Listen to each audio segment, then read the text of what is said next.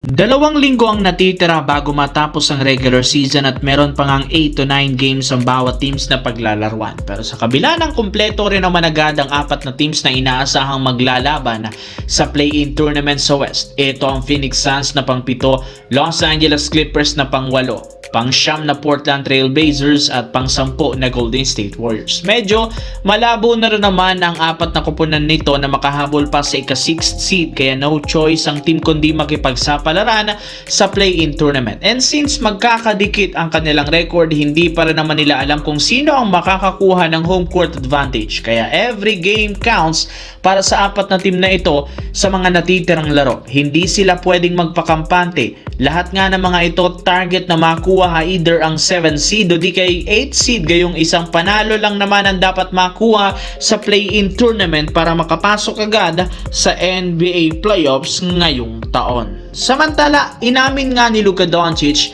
hindi siya natutuwa pa sa ginagawa sa kanya ng NBA dahil sa kabila ng itinatala nitong napakalalaking punto sa nakalipas na laban ng Lakers, binagsak pa rin siya ng liga sa pang-4 na pwesto sa pinakahuling inilabas na MVP rankings. Kaya nagsasawa na nga si Luka Doncic sa ginagawa ngayon ng NBA bawat taon. Inamin nga ni Luka dahil nga sa nangyayaring ito, mas nagfo-focus na lamang siya ngayon sa pagkuha ng kampeonato para sa Lakers kesa kunin ng MVP. Napakalaki nga ng kanyang tiwala sa kasalukuyang lineup ng Lakers na kakayanin nilang mas maging competitive sa playoffs. Napatunayan ng team na isa silang contender matapos nilang talunin ang ilang malalaking contender na pinangunahan niya.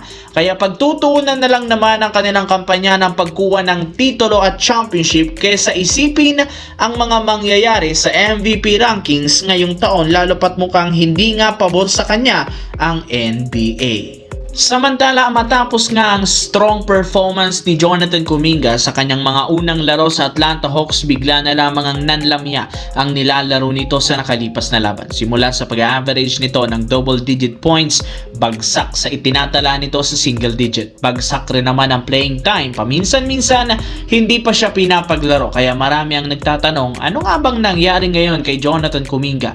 Ayon sa ilang mga analyst, bumabalik na naman nga daw ang pag-struggle ni Kuminga sa kanyang shooting. Nangyari na rin naman ito noong naglalaro pa siya sa Golden State Warriors, kaya hindi na rin naman ito nakakagulat bakit bumabagsak ang naitatalang statistical points nito sa Atlanta Hawks. Ito na rin naman ang mismong dahilan bakit hindi siya pinaglalaro noon ni Coach Steve Kerr sa rotation ng Golden State Warriors. Isa pa, may ilang mga player rin naman ng Hawks na mas magaling kaysa kay Kuminga, kaya babagsak talaga ang kanyang nilalaro kapag hindi siya binibigyan ng sapat na playing time para maipakita ang kanyang tunay na potensyal para sa team na ito.